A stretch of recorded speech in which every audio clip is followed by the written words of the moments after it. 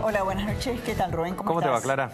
Bueno, ¿qué días estamos viviendo? Uy, Dios. Entre el frío y la política... Conferencia de prensa del presidente, conferencia de prensa de Duhovne, conferencia de prensa de la CGT, todo completo. Instagram, personal, por Todo, la web. todo.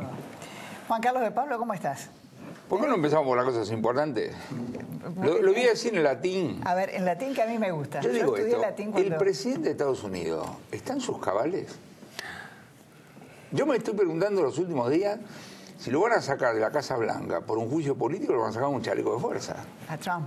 Claro. Ahora, capaz que en Yemen, con el mayor de los respetos, hay un presidente que es así, pero a nadie le calienta. ¿Qué aspecto te preocupa de Trump? Pero querida, escúchame, va con Putin, dice esto, se tira contra la CIA. Después lee un comunicado que dice que en vez de good es gooden, Sí. que es exactamente lo contrario. Exactamente. Pero está totalmente chiflado el tipo este. Ahora, yo digo, es el presidente de Estados Unidos. Estados Unidos es un país armado sobre la base de checks and balances, ¿no es cierto? Es decir, equilibrios. Sí. Ahora, yo le recomendaría al general este que debe haber un general con las claves nucleares que va a todos lados, ¿no? Sí. Yo diría que vaya caminando 15 metros atrás. Por si en algún momento al señor Trump se le ocurre solucionar algún problema con las claves para que el pobre tenga cómo atirarse y parar un cachito, ¿o no? Rompió todo en Bruselas. Rompió todo en Londres también. Pero por eso lo que estoy diciendo es serio Sí. por el hombre, por el rol que tiene, no por él, por el rol Además, digamos, que sos la tiene. tercera persona que escucho en esta semana sobre los potenciales caminos de salida de Trump de la Casa Blanca. No es una especulación tuya nada más, ¿eh? Bueno, Si me querés disminuir, ya está. Yo venía acá diciendo que era el único y ahora... Él no quiere hablar de economía. No, voy a hablar de economía. Segunda cosa de economía, ya que estamos. Sí. Los muchachos del fondo son graciosos realmente, te digo. La ¿cierto? señora Lagarde. No, la señora Lagarde también. Los muchachos del fondo, escúchame una cosa. Tenemos una guerra entre Estados Unidos y guerra comercial entre Estados Unidos y China. Y China. El Brexit. ¿Actualizan los pronósticos macroeconómicos de los países miembros? No se le mueve un pelo de nada. Dijeron en julio exactamente lo mismo que hace 90 días. El PBI del mundo este año crece 3,9%, el del año que viene 3,9%. Entonces acá tenemos dos alternativas. O las guerras comerciales no tienen ningún impacto, o los que hacen los pronósticos, la verdad son de cuarta, Ahora, de novena. la pregunta que yo te hago, ¿la Argentina tiene una chance distinta de no firmar ese acuerdo o no cumplir con esas metas? Son dos preguntas distintas. Sí. Ningún presidente va al fondo porque un día lee un trabajo y dice, tienen razón, voy al fondo. Lo que pasó con el señor Caputo, lo llamó y le dijo, presidente, hasta ayer me compraban los bonos y ya me dijeron que hoy no me los compran y el lunes tampoco. Y probablemente algunos de los que tienen me los quieran vender. Por eso fuiste al fondo. El acuerdo con el fondo no es un programa económico. No es un programa económico. Es una cosa chiquita. ¿Podemos no cumplir? Podemos. En cuyo caso, nos vamos a quedar con la primera cuota. Porque si vos no cumplís, te van a dar 15 de 50. Clean caja, ahí está. Entonces, pero además, esto es una chiquilinada, esto de que tenemos que hacer las cosas porque lo dice el fondo, ¿te das cuenta? Tenés que hacer las cosas porque tenés que hacer las cosas. Lo que el fondo te está diciendo, y mi abuela te lo hubiera dicho, es, mirá, si vos querés volver a los mercados internacionales a pedir prestado, tenés que bajar el déficit, porque cuanto menos quieras pedir, más chance tenés que te lo den. Ahora, o vos crees que vamos a volver a los mercados internacionales y decir, mirá, ¿sabés qué? Hacelo por la vieja, si no lo haces por mí, etcétera, y dice, sí, tenés razón, y nos van a poner, no. Ahora, esta es una negociación interna. Lo que salió el otro día del documento de los técnicos del fondo hacia el directorio del fondo, Henry Kissinger te lo explica en las memorias, dice, cuando vos sos asesor, trabajás sobre la siguiente asimetría. Nunca sos penalizado por alertar con cosas que no ocurren, pero sos penalizado por no haber alertado con esas cosas que ocurrieron. Entonces, eso es una lista de guarda. Los diarios argentinos le dieron importancia al fenómeno, no tiene ninguna importancia. Lo único que hicieron los burócratas es cubrirse las espaldas frente al directorio. El directorio tomó una decisión política, punto. Así hay que entender. La señora Lagarde. La señora Lagarde la semana que viene va a estar accidentalmente en el territorio argentino, pero está en una reunión del Grupo Los 20. Sí, claro. Pero como no va a perder la oportunidad, se va a poner a hablar. A juzgar por los antecedentes, va a meter la gamba. Ojalá me equivoque.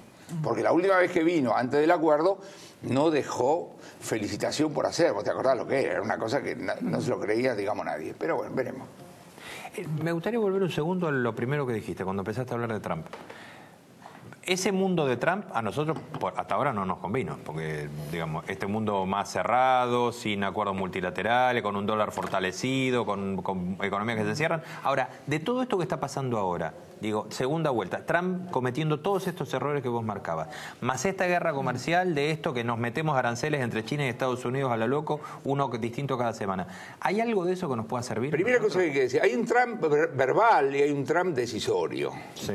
¿Cuántas de las cosas que el tipo dijo que iba a hacer están ocurriendo? ¿Cuántas no? El tipo hoy le decía a los japoneses, che, basta con esto de que yo te tenga que financiar las Fuerzas Armadas Americanas que están en Japón. Te voy a mandar la factura. ¡Oh!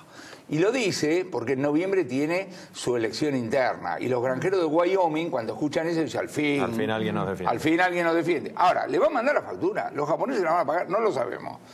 En la guerra comercial, la historia dice una cosa elemental. En la guerra comercial, todo el mundo sabe cómo empieza y nadie sabe cómo sigue, y mucho menos cómo termina. En el medio aparecen oportunidades. Un sojero argentino, más allá de que tuvo el problema de la sequía, le puede vender a un chino hoy, porque si el chino importa soja de Estados Unidos, tiene que pagar.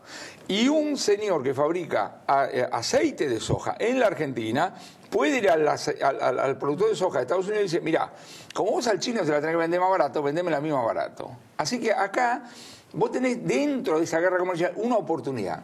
Lo que hay que saber con las oportunidades es que son oportunidades. Porque si vos pensás que la oportunidad es el piso de lo que viene, sonaste. Juan Carlos, te quería mostrar un minutito de lo que decía Duhovne hoy en su conferencia de prensa. Vamos a verlo.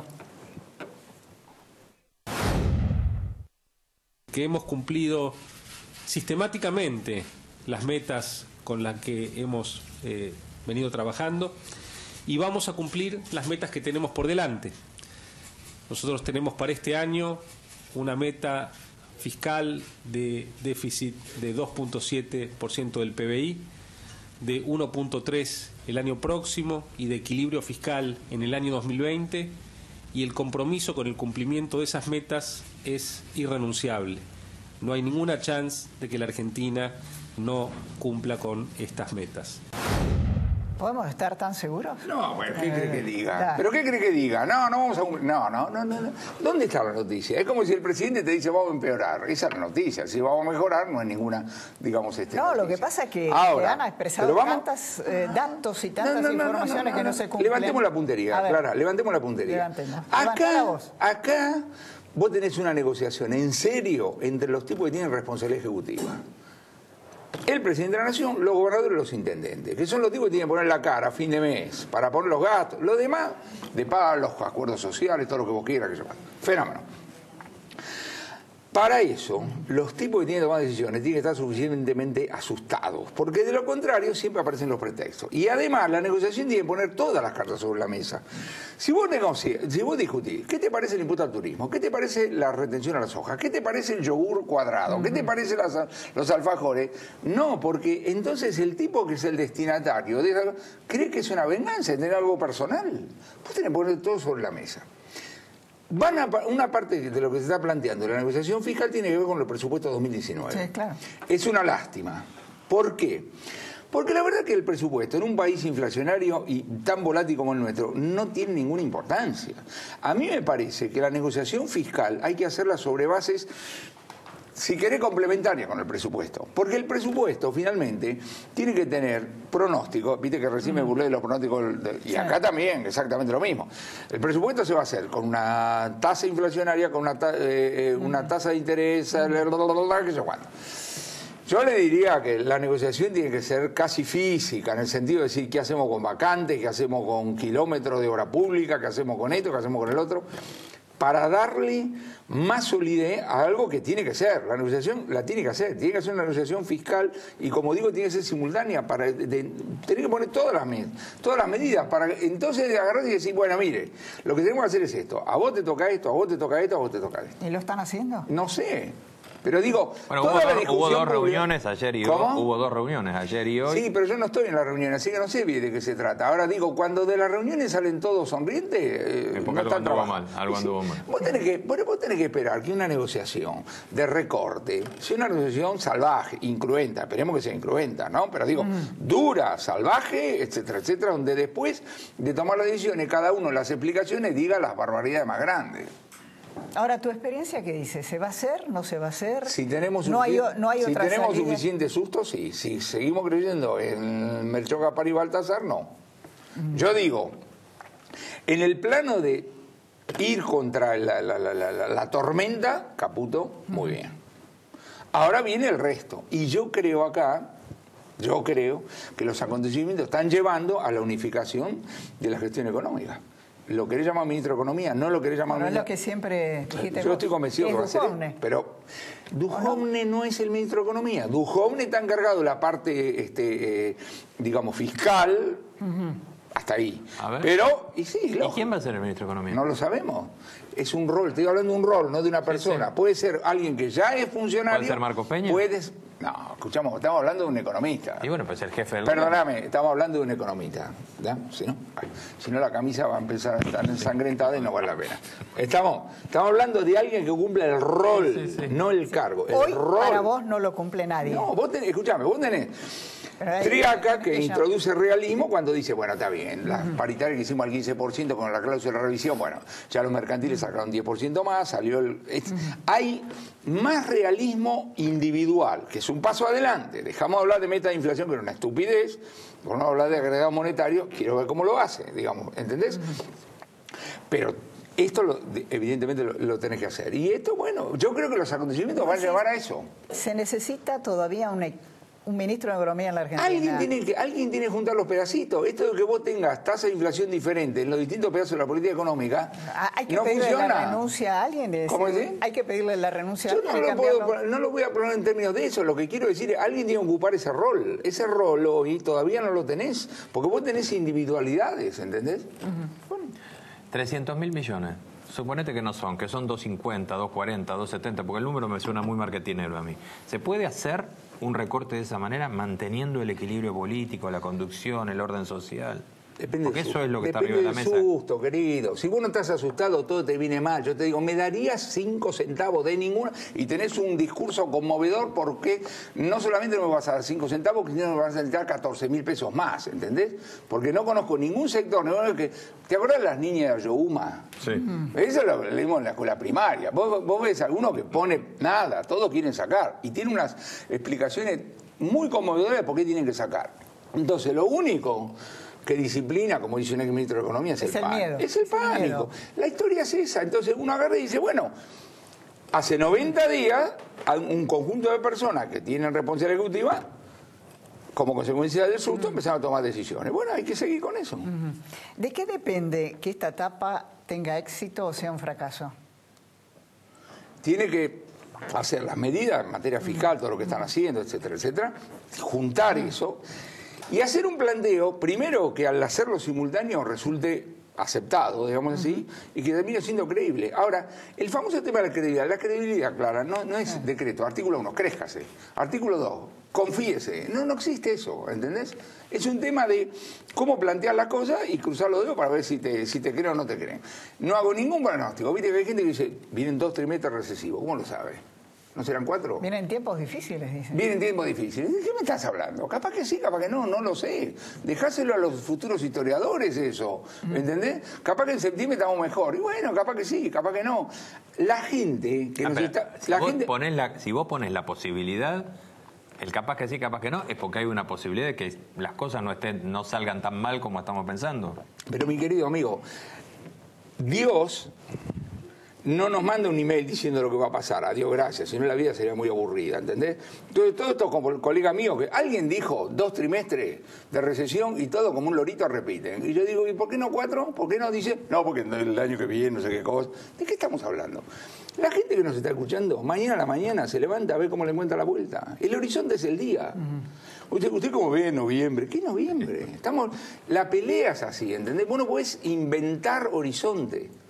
Lo que vos estás viendo son decisiones. Entonces digo, en la cosa de la crisis se actuó de manera efectiva. ¿Terminó o no terminó? No sé. Los bomberos se van de tu casa mucho después que vos creés que terminó el incendio, porque los tipos están mirando con ojo clínico. Y acá seamos claros desde el punto de vista decisorio. El señor Caputo pone la tasa al 40 y deja el dólar ahí donde está. Y vos le decís, che, flaco, y con 38 no hubiera sido suficiente. No lo sabe. Lo que sí sabe es que si en vez de 40 pone 38, así los deudores no están tan comprometidos. Y el dólar se le va a 40, lo matan todo. Entonces el tipo dice, la toma de decisiones siempre tiene esta característica. ¿Qué apuro tener para un lado, qué apuro tener para el otro? Ahora, si producto de las circunstancias vos tenés que tener la tasa de interés 6 meses al 40%, la tasa de inflación va a ser 40%, porque es la única manera de pagar los créditos.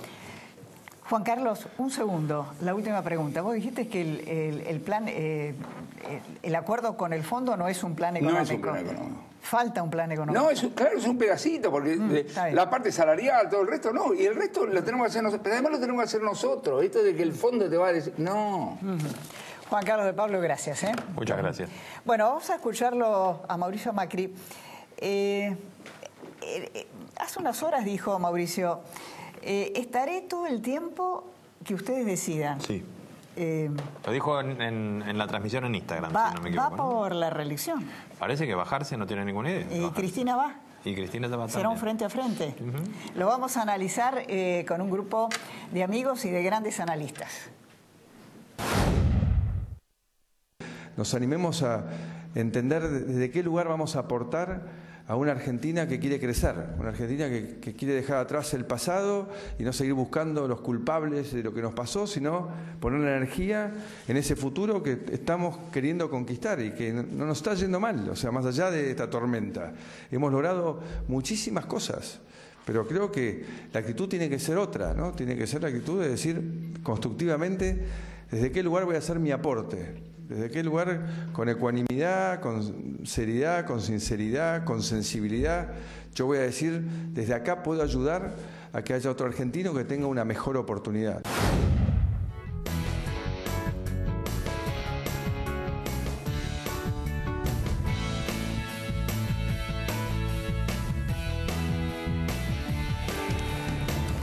Bueno, ya estamos acá, Analía Argento de Infobae. ¿Qué tal? ¿Cómo estás? Un gusto tenerte acá. Mariano Barrio, Diario La Nación, Eduardo Galicio, y está ya casi entrando Rosendo Fraga. Sí, ya lo tenemos acá. ¿Ya lo tenemos acá? ya está llegando. Bueno, Analía, ¿había alguna duda, viste, de si el presidente se iba a presentar? Algunos tiraban el nombre de María Eugenia Vidal. A mí me da la sensación que la presentación ayer del presidente y lo que acaba de decir en Instagram, va a ser el hombre que va a ir por la reelección, al menos al día de hoy. Y pareciera ser que lo que está haciendo es una estrategia de fortalecer su imagen, ¿no? Se está parando en el centro de la escena, defendiendo la gestión, reconociendo que hay una situación difícil, pero marcando el rumbo. Me parece que para ganar la elección del 2019, el gobierno necesita a María Eugenia Vidal en la provincia de Buenos Aires. Si sacan a Vidal y la ponen en la presidencial, ¿quién va a ocupar su lugar en la provincia? Mariano. Bueno, en las últimas semanas hubo reuniones importantes en el gobierno de la gente que se dedica a mirar encuestas y vieron que las encuestas ya eran preocupantemente descendentes, bajas. La imagen del presidente estaba muy dañada. Por eso sale ayer a hablar, a tratar de revertir el pesimismo, la mala onda, el desánimo que se originó en las últimas crisis cambiarias. Después de todas las devaluaciones y de todos los problemas que hubo, cambios de ministros y demás. Y ayer el presidente intentó, poner cara sonriente, contestar a todas las preguntas, mostrarse en el centro de la escena, pero tampoco hizo ningún anuncio, ¿no? No generó una expectativa fuerte, salvo de decir, el futuro está por delante, el futuro va a ser muy bueno, el futuro vamos a vender. No hubo muchas precisiones, salvo en el caso de las retenciones, quizás. Claro, no hubo precisiones, hubo un intento de mostrar futuro, que es lo que tiene que hacer un candidato en campaña, pero el presidente ya tiene 2 años y medio, ¿no? Yo creo que el acuerdo con los gobernadores no va a salir mal. Yo creo que el peronismo necesita que haya un ajuste fiscal, pero que lo pague el gobierno. Por eso negociaron, digamos, el 66% la nación, el 100% y el 33% las provincias. El peronismo necesita que salga bien el ajuste para que Macri pague el costo político y el peronismo pueda venir a una situación más ordenada si es que le toca gobernar en el 2019. Por eso creo que, digamos, el acuerdo con el fondo se puede cumplir, yo creo que se va a cumplir, pero los costos políticos pueden ser altos y me parece que es importante este tema, ¿no? Porque además el problema del gobierno de Macri es político, no es solamente económico, es de gestión política. El tema del aborto, por ejemplo, le ha generado un daño importante políticamente a Macri, adentro de su propia alianza, y entonces, más allá del éxito que tenga o no con el acuerdo con el fondo, lo que hay que ver es cómo sigue y qué tipo de, digamos, aciertos políticos tiene de aquí al 2019. Sí, sin grandes éxitos, me parece que lo que está tratando de hacer el presidente es mostrar gestos que siguen siendo en oposición al kirchnerismo, ¿no? Digo, la apertura, conferencia de prensa, anunciar, ¿cuándo se ha anunciado una conferencia de prensa con 5 días de anticipación? ¿No? Decir, bueno, yo doy... Sin tener anuncios, además. Sin tener anuncios, conferencia de prensa, Es que, Instagram, una apertura que antes no había. Entonces, sigue haciendo campaña en contra de... Yo creo que esa fue la novedad. O sea, el marco referencial. Ya que la economía no viene bien, veamos que el marco que se opone firmemente al kirchnerismo está vigente. Y todo lo que hizo, me parece que es importante, es mostrar ese marco referencial, contestar preguntas, abrirse, que haya todo tipo de periodistas. Hay que ver ahora cuando venga Rosendo. Mi punto de vista es que fue el lanzamiento de la campaña. Bueno, hace un ratito habló en la Bolsa de Comercio con Adelmo Gavi y fue un poco lo que dice D'Alessio. Por ejemplo... entre paréntesis, le fue mucho mejor en los dos ambientes más cerrados, me parece a mí, que fueron Instagram, que es ultra cerrado, y la Bolsa, que lo que pasó en la conferencia. No porque en la conferencia haya tenido problemas, sino me parece que estuvo más natural hoy en las dos, tanto en la charla en la Bolsa como en Instagram, que lo que había estado, porque además la conferencia no dejó mucho en la Bolsa material, estaba rodeado de amigos, digo. Por eso digo, en los dos ambientes controlados anduvo mucho mejor que la conferencia donde además mucha definición no hubo. Sí, creo que en un momento Macri casi le dio un poco de pudor porque Gavi terminó diciendo que hubo un gran presidente en la Argentina al que le hubiera gustado votar por todo lo que hizo por el país y que no pudo hacerlo porque él era muy joven, y dijo Frondizi, y casi se pone de pie para saludar a Macri cuando dijo, pero hay alguien a quien sí pude votar y que será recordado en los libros de historia, Mauricio Macri, y todos lo aplaudían. Digo, sí, claro.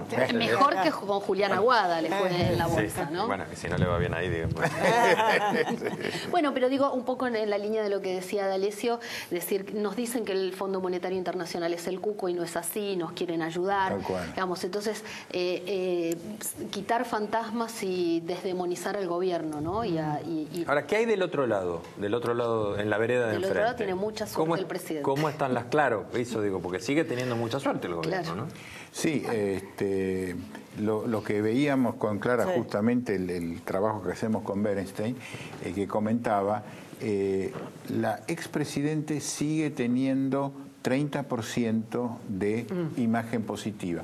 Exactamente la misma que tenía en el mes de octubre, cuando fue el mes de máximo reconocimiento a Macri y a María Eugenia Vidal y a todo su equipo.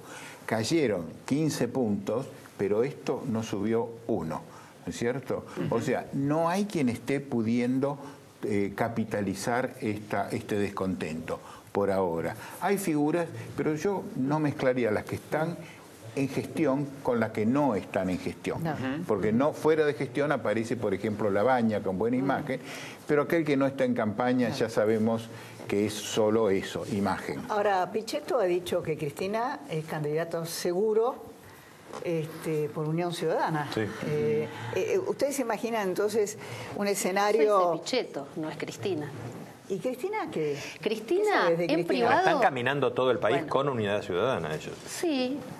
Sí, pero porque también tenés que tener, si te sentás a negociar listas de candidatos a diputados sin Cristina, también tenés que tener fuerza detrás para que no te llenen los intendentes o los gobernadores todas las listas de sus amigos. Es cierto. También. Cristina en privado dice, hoy no soy candidata. A los que he hablado con intendentes de la provincia de Buenos Aires que dice, Cristina nos dice que no, le creo la mitad. porque con Cristina hasta el día anterior, digo, pasó en la elección pasada, ¿no? No se sabía si iba a ser candidata, Randazzo se lanzó, terminaron hablando el día anterior a la oficialización de las candidaturas y fueron los dos a una interna no interna, ¿no? De todas maneras, más allá de lo que diga Pichetto, todo el peronismo... Lo saludamos a Rosendo Fraga. Más allá de lo que diga Pichetto, yo creo que hoy Cristina tiene un núcleo duro, que es ese que decía D'Alessio, 30% de imagen positiva, sin poder penetrar esa imagen positiva, digamos, se puede traducir en un 20% de intención de voto, 25 quizás. Ahí lo que me parece que está viendo el peronismo, y el peronismo, cuando hablo de peronismo hablo de los gobernadores, Massa, los gobernadores que ya muchos están hablando de Urtubey como candidato, la posibilidad de que salga algún otro candidato como De la Sota, como el propio Pichetto, como Sergio Massa. Como Roberto Labaña. O Roberto Labaña, que lo está impulsando Eduardo Duhalde. Ahora Labaña ha dicho que no, pero... Esa es una candidatura más que venenosa, ¿no? La de Labaña, impulsada por Duhalde. Digo, porque ahí rompe todo, rompe el PJ, lo rompe a Massa con esa candidatura. La expectativa de Duhalde, del dualdismo con Labaña, es tratar de aglutinar a peronistas y a radicales descontentos con Cambiemos. En eso han hablado Barrenuevo, el Cotino Siglia, es decir, hay una negociación ahí, pero Labaña hasta ahora dice que no, quieren hacer una suerte de operativo del clamor, hay que ver si sale, pero después hay que ver los gobernadores, me parece que son los que tienen poder territorial, por quién se inclinan, y ahí me parece que la figura de Urtubey cobra un poco más de relevancia. Pichetto, bueno, ha dicho, bueno, yo me largo, pero bueno, hay que ver si me da si me da el piné. Y creo que todo ese peronismo no va a aceptar a Cristina de candidata porque sería facilitarle la campaña al macrismo. Entonces es imposible que ese peronismo vaya con Cristina, ¿no? Sí, perdón. En la provincia de Buenos Aires, incluso dirigentes que no la rechazan dicen que Cristina tiene un techo, que si entra a un balotaje no tiene gana, posibilidades de ganar. No, absolutamente. Ahora vamos a preguntar al que tiene los números. Rosendo, ¿cómo estás? Muy bien, ¿y vos? Bueno, bien, estamos diciendo que todos estos movimientos de Macri es la ratificación de Macri seguramente candidato para las próximas elecciones, ¿no? ¿Crees? Mira, yo no lo sé. No lo sabés. Para las elecciones faltan 15 meses. Para las PASO faltan 11 meses. Pero estamos tan 13 seguros. Meses. No, pará, no. Pero en materia política es muchísimo tiempo. Sí, claro. Cuando ganó Menem, te ponías 15 meses antes, no era el candidato probable. Y tiene que gobernar todos esos meses. Pues, tenés una situación económica difícil. Está bien. Creo que es totalmente válida la conjetura, porque sin conjetura uno no puede analizar, es decir, cuidado, yo no descalifico la conjetura. La conjetura es un instrumento tremendamente útil para hacer el análisis político. Si no, no tengo cómo. ¿Viste? Pero, ahora, estamos en una situación difícil, compleja. Entonces, Macri va a ser presidente y si los números le dan, sí. Pero si da mejor María Eugenia Vidal y con Vidal se gana y con él están en riesgo, para mí va Vidal. No sé si decir. Ahora, Carlos Rosendo, lo que se planteó es decir, ¿qué hacen ellos en la provincia de Buenos Aires entonces? ¿Quién? Si Vidal tiene que subir a la Rosada, ¿qué hacen en la provincia? Carolina Stanley. Es decir, después es una conjetura, ¿no? Sí. O alguna versión, no sé si se me debe decir. Yo creo que eso, ahora, todo va a depender, ¿viste? Si Macri da 30 y Vidal da 40, para mí no me cabe duda que... Ahora, yo no lo veo a Macri como esos líderes políticos del peronismo que dicen me conviene que el mío pierda porque ese no es el razonamiento de Macri. Yo creo que ese es el tema. Lo hizo Menem, lo hizo Cristina. Por eso, muy del peronismo te digo, me parece. Tampoco puede decir que no va a ir por la reelección porque empieza a desgobernar. ¿Cómo hace para llegar al fin del mandato si dice que no sigue? Pato Rengo antes del tiempo. Yo lo digo que me parece que puede pasar o puede no pasar, ¿cierto? Y en el caso del peronismo es muchísimo el tiempo. Cuando el peronismo ha estado en la oposición, ha sido todo un proceso largo, complejo, ¿viste? Ahora, vos te imaginás, cambiemos Cristina y alguien del peronismo racional o como se quiera llamar. Para mí está muy claro que la estrategia de Cristina es volver a dividir el peronismo. Volver a dividir el peronismo. Como hizo el año pasado. Ella al extender Unión Ciudadana a todo el país, ¿qué es lo que te está diciendo? que no va a ir con el peronismo en un mismo espacio para las PASO. La decisión, porque para mí la información más concreta que tenemos, y esto no es una conjetura, que está armando el partido en todo el país. Eso es información, es un hecho, esto no es una conjetura. Bueno, lo dijo públicamente Pichetto. Claro, ahora, esto, lo que significa esto es que ella no va a ir a unas PASO contra Pichetto a ver cuál queda y se queda con todo. Ella va a ir por otro lado. Ella repite su estrategia. ¿Viste? Esto me parece que es el tema. Y yo ¿Para eso favorece a Cambiemos? Eso favorece a Cambiemos. Si Cambiemos gana en la primera vuelta. Ah, está bien. Yo veo al revés, ¿viste? El 2015 correcto. Cambiemos necesitaba segunda vuelta. Ahora necesita ganar en primera vuelta, ¿viste? No, yo creo que eso puede ser un problema para Cambiemos si el peronismo no kirchnerista, el peronismo federal, digámosle de alguna manera, el justicialismo de los gobernadores, sale más arriba en las PASO que Cristina, ¿no? Si el conjunto de los precandidatos peronistas de esta PASO que va en el peronismo reúne más votos que el kirchnerismo en esa PASO, bueno, va a haber un voto útil que va a migrar del kirchnerismo hacia el peronismo para tratar de ganarle a Macri. Es lo que pasó a la inversa con la elección del 2015 entre Cristina Scioli o Scioli Zanini, Scioli Zanini Cristina y Macri, ¿no? Cuando Macri ganó y sacó más votos que todos los candidatos de la oposición se aglutinó atrás de Macri y eso determinó una segunda vuelta y en la segunda vuelta ganó, digamos, por oposición Macri. En este caso, Durán Barba y Marcos Peña están muy preocupados porque si el peronismo racional logra una segunda vuelta, después cómo hacen para no llevarse, cómo hace el macrismo para evitar que los votos del kirchnerismo vayan a sumarse al peronismo federal, ¿no? A mí me parece que el problema del peronismo es que no tiene candidato. Que no tiene un candidato ni Cristina ni ninguno de los demás hoy que pueda enfrentar a Macri. ¿No tiene candidato? Que Néstor Kirchner no era candidato 6 meses antes de la elección y fue presidente. Eso también es cierto. Es decir, Carlos Menem no era candidato. Digo contra Macri. Contra Macri. Néstor Kirchner no tenía a un Macri en la posición de hoy. En la Argentina, la pregunta que yo querría hacer antes de irnos a este bloque es, ¿y el gobierno llega a las elecciones con este gobierno? Aunque parezca una redundancia lo que estoy diciendo. No, porque hace un rato estuvimos hablando con De Pablo y De Pablo planteó muy sui generis que a este gobierno todavía le hace falta un ministro de Economía, que no es ninguno de los que está en su lugar en este momento. Y la verdad es que además aparece un agotamiento de la forma de manejo político del macrismo. ¿Este es el gobierno con el que llega a elecciones o vos ves que hay cambios? Ustedes ven que hay cambios. Hagamos una conjetura. Pongamos 90 días atrás, 20 de abril. Exactamente 90 días atrás. Todavía la corrida cambiaria no se había desatado. Se desata el 23. Que se van 1.500 millones de dólares. Pues fíjate, en 90 días todas las cosas que han sucedido. Es 15 meses en este contexto. Puede pasar cualquier cosa. Y cuidado con lo que es la velocidad, ¿viste? A veces las cosas pasan más lento de lo que uno espera, a veces más rápido de lo que uno espera. Hoy mi impresión es que estás en un proceso, ¿viste?, donde las cosas se están acelerando. Entonces, ¿va a llegar Macri con este gabinete o va a llegar con otro gabinete? Bueno. Eduardo, ¿querías decir? No, quería comentar nada más que cada vez que en una entrevista me hacen una pregunta difícil, siempre contesto lo mismo.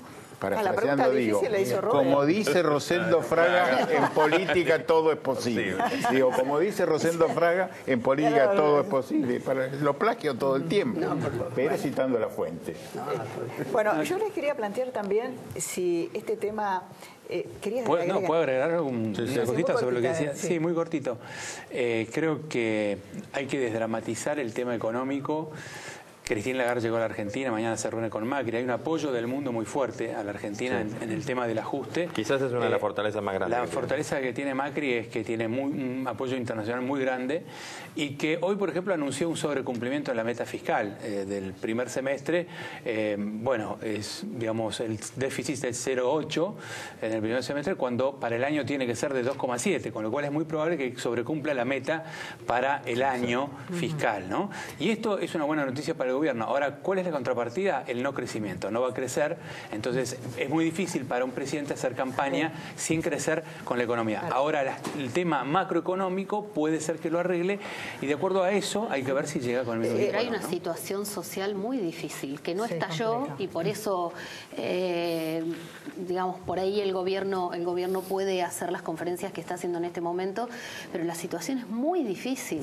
El propio gobierno dice que los números, la gente, digo, todas las organizaciones sociales, la iglesia, incluso amigos del gobierno, reconocen la cantidad de gente que está yendo a los comedores. Han aumentado en algunos lugares al 100%. La preocupación del gobierno por la situación de las pymes. Hoy el presidente daba un mensaje optimista, pero las pymes están pasando una situación tremendamente dura. Ayer hablaba con dos empresarios que los dos querían que a este gobierno le vaya bien, pero a los dos les está yendo mal. Uno estaba esperanzado, decía, este es un cambio cultural y creo que vamos a estar mejor, y el otro decía, yo ya no puedo más, y no son ninguno de los dos. Pero arreglar la macroeconomía no quiere decir que el país crezca, ¿no? Esas son las dos caras de la misma moneda. Todavía en las pymes hay un aliciente que no se llegó al fondo, porque con la bajada de ventas hay liquidación de stocks. Con lo cual las tasas del 60% no se sienten tanto porque hay cash proveniendo de liquidación de stock, o sea, mercadería que no se está reponiendo. Pero eso es pan para hoy, hambre para mañana. Estamos a semanas de que sí se empiece a notar. Yo les quería plantear si el tema de los aportantes truchos, ¿no?, en la campaña de la provincia de Buenos Aires la puede afectar o no a María Eugenia Vidal. Mira, yo te diría mi opinión. Sí, pero si esto te pasa 30 días antes de una elección, está muy complicado. Sí. Es decir, ya ahora, 15 meses antes de una elección, yo no, viste, decir, pasan tantas cosas que lo que hoy te parece importante en 10 meses no te Además, Rosendo, esto salió a través de los medios, etcétera. Pero sería dañino si los políticos de la oposición pudieran utilizarlo como herramienta. Ya lo están tratando de utilizar. Pero ¿quién puede tirar la primera piedra? Sí, pero daña un poco la imagen impoluta de Vidal. Se van sumando cosas, ¿no? Si vos tenés una situación económica difícil, si empiezan a haber casos de corrupción, si la oficina de anticorrupción también, digo, son pequeñas cositas que después hay que ver. Lo van a usar. El kirchnerismo cometió hoy uno de los descaros más grandes que yo haya escuchado en mi vida, que es decir, nosotros todos nuestros aportes fueron bancarizados. Claro. Cuando el kirchnerismo no tiene una sola campaña, una sola rendición de cuentas aprobada de una campaña en toda su existencia. Usarlo lo van a usar, quédese tranquilo que lo van a usar. Con cheques de las droguerías. No se sabe que bancarizado con quién, pero si tiene la caradurez de salir a decir eso, claro. Tiene tres muertos, aparecieron como aportantes con cheques, 3 muertos de la efedrina, el triple crimen con aportantes. Y hoy salieron a decir que ellos tienen la mano limpia, pueden hacer cualquier cosa. Pero mancha una bandera. Pero la credibilidad tiene un límite. Yo no creo que esto en el mediano plazo, como dice Rosendo, si esto tuviéramos sobre las elecciones, cualquier cosa de último momento que pega puede ser daño. No creo que le sume mucho. Rosendo, en definitiva estamos como en una montaña rusa y no sabemos muy bien qué es lo que va a pasar. Yo creo que, es decir... y acá ya vamos a cerrar. Yo lo veo al presidente hablando, pero no te está dando una señal clara de rumbo tampoco. No te está hablando, viste, muy claro tampoco. Supongo que porque está en una situación realmente, viste, realmente difícil. Entonces, prefiero que esté un poco difuso a que tome el camino equivocado, ya claro.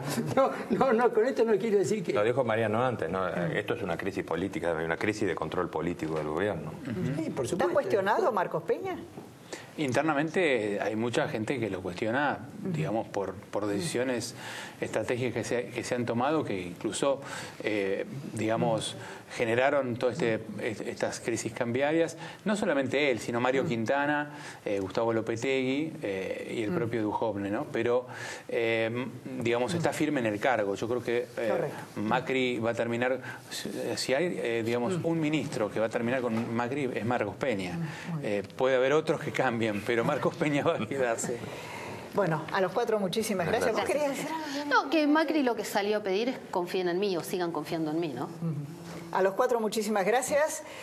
En el próximo bloque, AMIA, 24 años y realmente 2 grandes invitados, Agustín Esbar y una sobreviviente, Carolina Mondino, del ataque extremista musulmán en Niza. Vamos a hablar con ella, qué se siente ser una sobreviviente, y vamos a hablar del problema de la AMIA, que es una de las grandes deudas que tiene la sociedad argentina.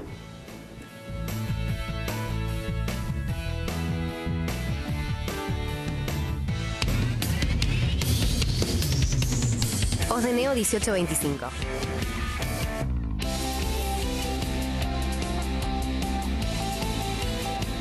Estamos. ¿Qué es crecer para vos? ¿Viste entrar a Abu?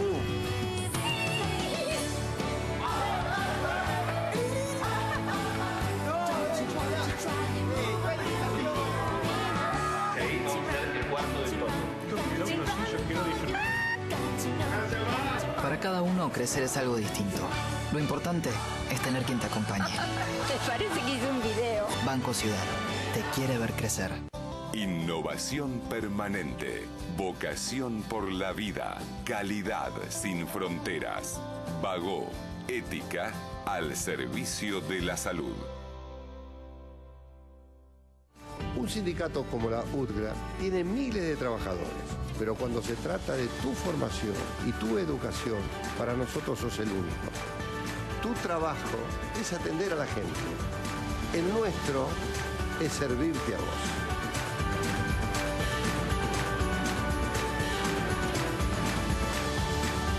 Educación gratis y a tu alcance. UTGRA, unidos por el bien común.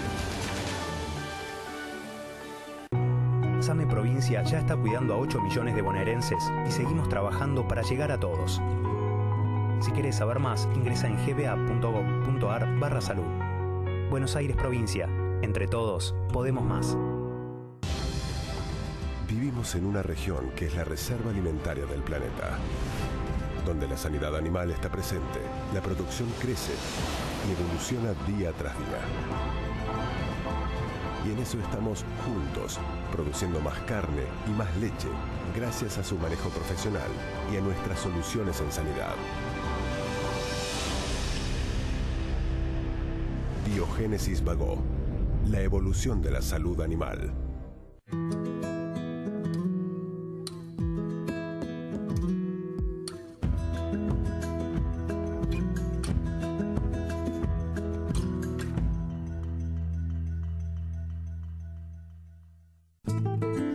Vení a Jujuy, viví tradiciones ancestrales, hacé real el milagro de la fe, disfrutá coloridos cerros, vastas yungas y la maravilla de la Puna.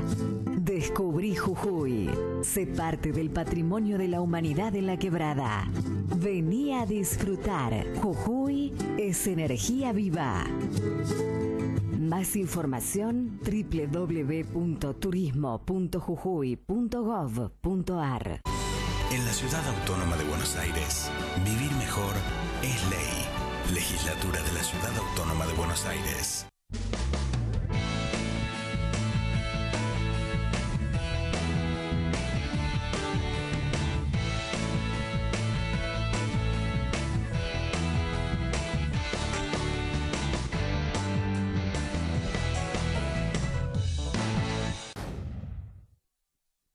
En este momento, volaron la AMIA, igual que en la embajada de Israelí. Estoy enfrente de un edificio que está a punto de desplomarse, enfrente de la AMIA, de 8 pisos. Están retirando chicos ensangrentados, mujeres, niños. Quedó destruido, piden ambulancias. Hay gente destrozada, mutilados, escombros por todos lados. La tragedia en Buenos Aires se vuelve a repetir. Una bomba estalló en una dependencia de la comunidad judía.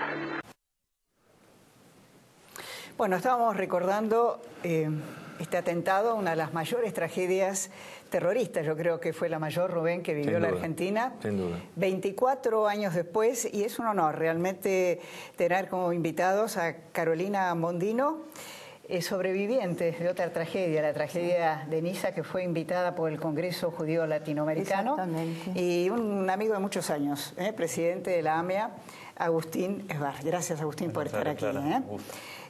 Carolina, a todos nos conmovió en distintos reportajes que usted dio cuando dice que una persona sobreviviente de una tragedia como esta, en el fondo siempre lleva como una sensación de culpa y que es imposible superar ese momento, ¿no? Es la culpa del sobreviviente que a nivel psicológico ha estado comprobado. Uno siempre se pregunta por qué él murió y yo estoy viva. En mi caso, mi amiga murió aplastada por el camión al lado mío y estábamos las dos una al lado de la otra. Y eso es muy típico en el sobreviviente de atentados terroristas. Y ahora usted cuando vino acá se juntó con otros sobrevivientes, compartieron experiencias. Exactamente, indirectamente esto representa las víctimas de Nueva York. Ah, claro. Me lo regalaron el día que nos conocimos, hace 2 días. Charlé mucho con las viudas, hablé mucho también con 2 de los sobrevivientes de ese atentado. Era un grupo de amigos de muchísimos años y 5 murieron y 5 continuaron a vivir con ese peso de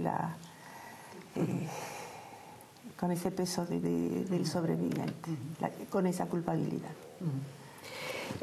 Agustín, yo escuché tu mensaje en el día de ayer, pero a mí, en este tema de la AMIA, a mí lo que me llama la atención que haya 2 gobiernos constitucionales argentinos, primero el de Carlos Menem y después el de Cristina Fernández de Kirchner, que estén sospechados de encubrimiento, ¿no? Porque atentados ha habido en muchas partes del mundo, pero no que los gobiernos locales estén luego sospechados de encubrir el crimen. ¿Cómo lo viven ustedes esto? Como lo vive el resto de la Argentina, ¿no? Con una gran desazón. En realidad, estos 2 supuestos encubrimientos, quiero decir, porque se investigan en la justicia y no hay conclusiones definitivas sobre eso, tienen características muy diferentes. En el primer caso, los 2 tienen algo en común, y es la interferencia de la política en un caso tremendo, de lesa humanidad, como el atentado a la AMIA. Los 2 tienen, por otra parte, tuvieron un destino común, que es la inutilidad. Más allá de hacer perder tiempo y de confundir mucho a la opinión pública y de complicar la causa, ninguno de los 2 llevó realmente a encubrir nada. El llamado encubrimiento de la época de Menem tiene que ver básicamente con el pago a Tejeldín, que anuló toda la causa, pero fundamentalmente con la protección que dieron a un personaje llamado Canore Edul, que acudió, fue muy conocido, sirio, de origen sirio, cercano a la familia Menem, que acudió a Munir Menem en Casa Rosada para buscar protección, temeroso de que fueran por él. La pista Canore Edul, o la pista siria, nunca llegó a ningún lado. Ahí no hay ninguna conexión de terrorismo internacional. Y hay un montón de evidencia que muestra que el atentado a la AMIA fue cometido por la República Islámica de Irán. En el caso de Cristina Fernández de Kirchner, la firma del memorándum con Irán fue considerado una maniobra de encubrimiento, el objetivo había sido el encubrimiento. El memorándum con Irán fue declarado inconstitucional y nunca rigió. Generó una gran demora en la causa, un impasse en donde se discutía si iba a haber o no, y fueron varios años que con un enorme trabajo jurídico la AMIA y otras instituciones y familiares lograron su declaración de inconstitucionalidad. Nunca rigió. Las razones políticas por las cuales se firmó el memorándum deberían preocupar a toda la Argentina, porque haber confiado en un país profundamente antidemocrático, que lesiona los derechos de sus minorías, que persigue a las mujeres y a las minorías sexuales, que ahoga a la oposición y la libertad de prensa, que asesina con pena de muerte a cualquier opositor. O sea, si tenemos conciencia de lo que significa el régimen iraní, una teocracia absolutamente contraria a nuestros valores y nuestros principios y que fundamentalmente promueve el terrorismo en el mundo a través de Hezbollah, que es su brazo, un partido político en algunos países y un brazo terrorista en otros. Argentina firmó un tratado con este país hace muy poco tiempo, firmado por el Poder Ejecutivo y votado por la mayoría parlamentaria del Congreso. Muchos de los diputados y los senadores que votaron el memorándum con Irán, y esto no se trata de caza de brujas, pero están sentados hoy en sus bancas y sería bueno que una nueva discusión pusiera las cosas en orden y dejara claro que los argentinos nunca más vamos a ser socios, aliados o vamos a confiar en un país como Irán para resolver crímenes de lesa humanidad o cualquier cuestión de política. Con respecto a lo que vos estás diciendo, yo he conocido a 2 diputados que lo han votado y yo dije, pero ¿cómo votan esto? Dice, no estamos de acuerdo, pero nos lo piden y lo tenemos que hacer. Bueno, estaría bueno revisar eso. Claro, es lo que a uno le asusta de la Argentina, ¿no? Porque la debilidad institucional de este país la conocemos todos. La falta de frenos, de contrapesos, de garantía, de controles en la vida institucional diaria. Ahora, ¿hay algún país que haya llegado hasta esto en estos temas? Esta es nuestra debilidad como país, ¿no? Si la justicia argentina dijo que había sido Irán, si el presidente Kirchner en su momento fue varias veces a las Naciones Unidas a denunciar a Irán en el plenario, si la Argentina tenía clara esa conclusión, ¿cómo llegamos en el Congreso a votar por mayoría un tratado con Irán para esclarecer el caso AMIA? De eso tenemos que discutir para reencauzar la fuerza en la captura internacional de 6 ciudadanos iraníes que hoy tienen pedido de captura internacional por la justicia argentina y que no logramos ni cerca, ni siquiera molestarlos para impedir que salgan de gira por el mundo y no tenemos la fuerza para traerlos a comparecer ante nuestros Carolina, tribunales. iba a decir usted algo sobre esto. No, prefiero no. No, dígalo. Sí. Estaba con mucho entusiasmo. Dígalo. Me da la impresión de una pseudodemocracia. ¿Y cuando no funciona la justicia? Claro. Exactamente. Cuando no funciona la justicia, cuando usted obedece a órdenes, no hay justicia, no hay libertad. No hay libertad. Cuando se quiere matar la libertad de pensamiento, la libertad de decir lo que uno siente, como pasó con los periodistas de Charlie Hebdo, usted está matando la libertad de la gente. Ahora, la reacción, yo querría volver un segundo a lo que decía Agustín con el tema del tiempo, de el efecto que tienen, además de encubridor, de hacer que pase el tiempo con lo nocivo que significa esto. Claro. Ahora, lo que es increíble es que es lo mismo que uno encuentra, por ejemplo, en las causas por corrupción. El método para que las causas por corrupción se licúen es hacer pasar el tiempo. Ahora, ¿no ha habido en la sociedad civil, ustedes cómo han sentido que ha reaccionado ante esto? Porque estoy de acuerdo, todos son delitos, pero no es lo mismo asesinar a decenas de personas que robarse la caja de una obra que se hizo o no se hizo. ¿Cómo perciben ustedes? Pues es un problema de la sociedad, más allá de un gobierno. Pasan los gobiernos y la sociedad sigue convalidando. Es así, las demoras excesivas en la justicia, especialmente en la justicia penal, derivan en impunidad directamente. Es muy difícil esclarecer un caso cuando pasa mucho tiempo. La inmediatez en la administración de justicia es un factor esencial que todavía no hemos tomado en cuenta. Cada vicisitud judicial lleva años en la Argentina, cuando debería llevar una semana o 15 días. La rapidez. Estamos hablando de 24 años, por Dios. Sí. Y cada etapa procesal es un lustro, son 5 años, son 10 años, ¿cómo puede ser? ¿Y en Francia cómo fue? Es decir, ¿cómo la reacción frente al terrorismo en materia de justicia, me refiero? Bueno, en materia de justicia se está trabajando, se trabaja mucho más rápido que aquí. Así rápidamente se detectaron las personas involucradas en esos atentados. Algunos fueron detenidos a muy corto plazo y otros se tardó un poco más, porque bueno, cuando no hay fronteras es muy fácil de infiltrarse del este al oeste. También me gustaría marcar que las consecuencias de AMIA fueron este memorándum vergonzoso para la Argentina y la muerte de Nisman. Vos lo mencionaste, ¿no? Sí, está conectado directamente. Está directamente conectado, lo dijo la Corte Suprema, no invento nada. La Corte Suprema cuando definió la competencia federal, después otra vez, estuvimos 2 años discutiendo si correspondía a un juez ordinario o a un juez federal juzgar la muerte del fiscal y si investigaba un homicidio o un suicidio. Finalmente la Corte dijo, corresponde a la justicia federal porque su muerte está directamente ligada a su tarea como fiscal de la causa AMIA.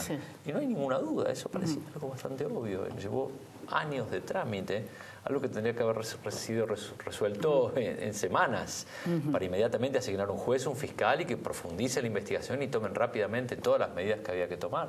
Años después se analizan llamadas telefónicas, cruces, se cita a declarar a gente. Es algo inaudito, realmente tenemos un problema muy serio en nuestra justicia. Sobre todo que el contexto de Latinoamérica nos coloca en el centro de la escena de esto. Argentina fue el objetivo de los 2 atentados más violentos. Yo lo digo de vuelta, perdón, pero porque me parece que hay gente que no lo tiene una idea.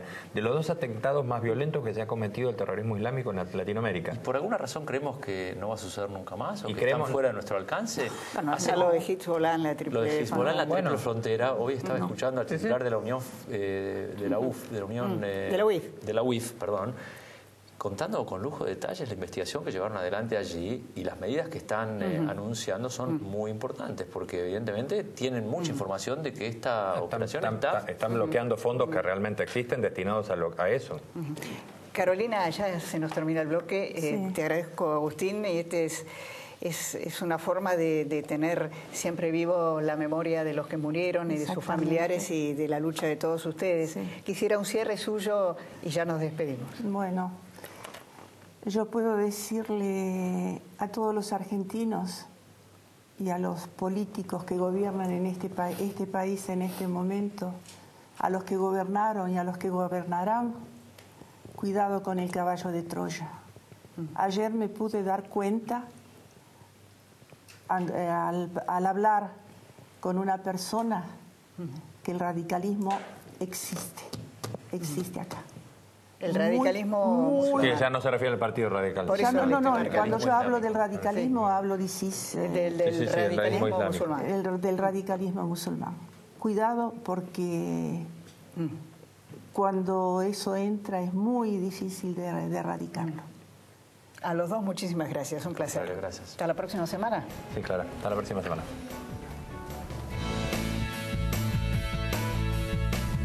Señoras y señores, con ustedes, Luis Miguel. La historia jamás contada del cantante mexicano que conquistó al público con sus baladas y los misterios de su vida. Luis Miguel, la serie. Imagínate lo que podemos hacer juntos. Presiona ahora el botón de Netflix en tu control remoto de Telecentro y empezá a disfrutarla. Telecentro Play. Abracadabra. Descubrí la magia y descarga la app. Cadabra. La magia está con vos. Explorar el mundo. Tocar. Sentir. Como lo hacíamos antes. Como si fuera la primera vez. Él puede tener tus ojos, tu sonrisa. Vos podés tener sus manos. Por eso nunca dejes de tocar. Porque el mundo está hecho para eso. Nueva línea de cuidado de manos de Lisoform. El Lisoform que ya conoces, ahora para tus manos. El mundo está hecho para tocarlo. Lisoform. S.C. Johnson, una compañía familiar.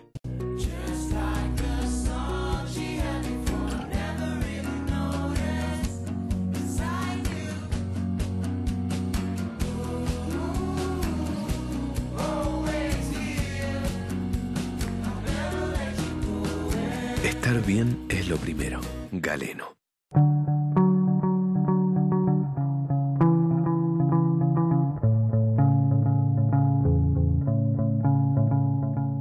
RNB Construcciones.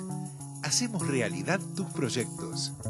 Tocar el mundo es una experiencia maravillosa, pero no el momento de limpiar tu baño. Con Lisoform discos activos, mantenés tu inodoro limpio y fresco y tus manos siempre protegidas.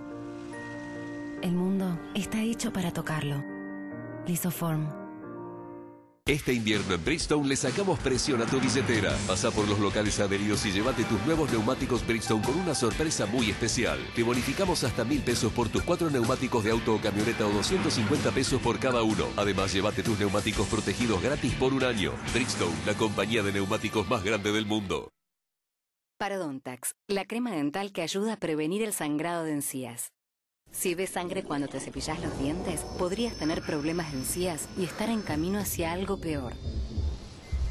No dejes que el problema de encías avance. Cambia a Parodontax. Es 4 veces más efectiva removiendo la principal causa del sangrado de encías. Deja atrás el sangrado de encías. Parodontax.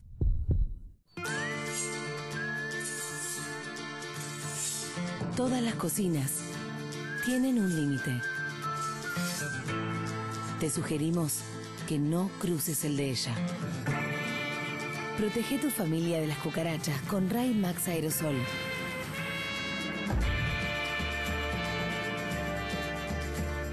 Y defende tu cocina.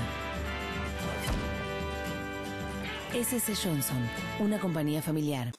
En vacaciones de invierno, la República de los Niños te espera completamente renovada.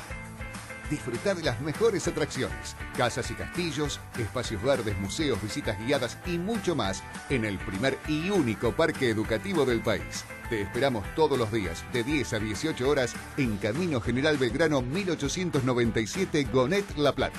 Si querés saber más, entra a www.republica.laplata.gov.ar o llama al 0221-484-1409.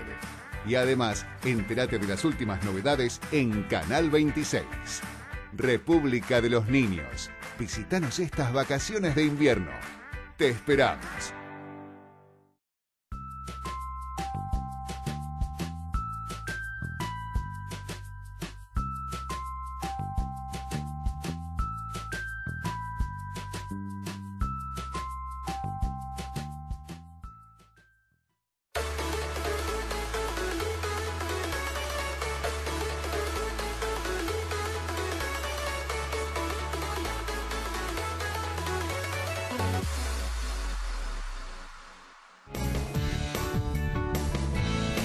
Bueno, no nos despedimos. Rubén, hablando con Agustín y con Carolina, nos hemos enterado que el memorándum con Irán fue declarado anticonstitucional, pero no fue derogado. Está vigente. Está vigente. Ahora sí nos despedimos. Gracias.